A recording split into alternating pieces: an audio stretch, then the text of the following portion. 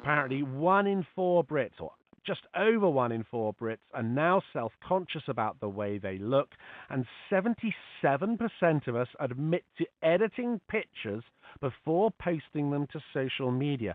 I'm sure Megan is going to, well, she's a very attractive woman anyway, but I'm sure she's going to have so much amazing makeup advice that she definitely won't need to be getting out the Photoshop for her photos. Joining me on the line now is Zoe Kay from the My Perfect Cosmetics company. Good afternoon, Zoe. Good afternoon. So do you think we're all getting more vain, if you like, more concerned about our appearance, more paranoid, and as one example, using Photoshop more? Well, we certainly are in the decade of the selfie. So today's beauty industry and the anti-aging industry in that particularly are now firmly focused on the face. And we're no longer just influenced by the supermodels, the glossy celebrities, the amazing Meghan. It's now that social media is encouraging us to compare ourselves socially with our friends. So we now have easy and constant access to that old school friend who's lost weight, the ex-work colleague who's taken up yoga. And that's why more and more of us are turning to the smartphone filters to make ourselves feel more confident about the image that we portray of ourselves online. How much difference can those smartphone filters make, do you think, Zoe?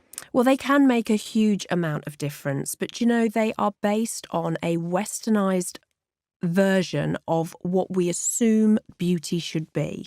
So they will be making the skin lighter, they will be slimming our noses, they will make us lose weight off our face, they make our lips and our eyes larger. So it is a universal effect no matter what the size, shape of your face. So it is an unrealistic and almost Bambi-like picture that you end up with. But because of that, no wonder that 67% of us Brits now consider having cosmetic procedures to try and attain that look permanently. And how much do some of these cosmetic procedures cost then, Zoe? Oh, it can be anywhere from £250 for a couple of units of Botox, right up to £750 perhaps for some subdermal fillers, and of course going all the way up into the thousands and thousands if you actually turn to surgery as your route. And what's your best guess? Thinking about Megan on Saturday, what do you think? How many hours will she be spending with the makeup artist to have her looking absolutely perfect at her very, very best? I'm sure they are so well practiced by this point that they will get it down to a fine art. Plus, she is naturally very beautiful.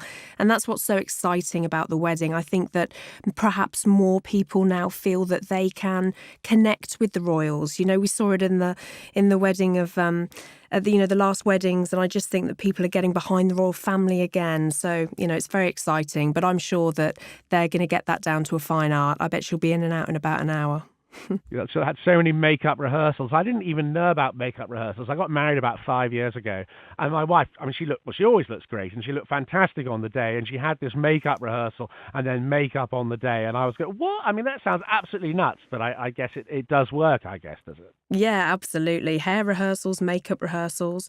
And you must remember as well that even before the day, not necessarily for Meghan, again, she's very beautiful already, but, people will have had these, people want instant and dramatic results. And so they think that the non-cosmetic procedures are the way to get them. So people may have already been having Botox, been having fillers, microdermabrasion treatments long before the actual wedding day so that their skin is in fantastic condition, so that they have no furrows, so that the wrinkles are already smoothed. And that really is giving them, quite an amazing base for the makeup to then go on top. Zoe, thanks very much for joining us this afternoon. That was Zoe Kay from the My...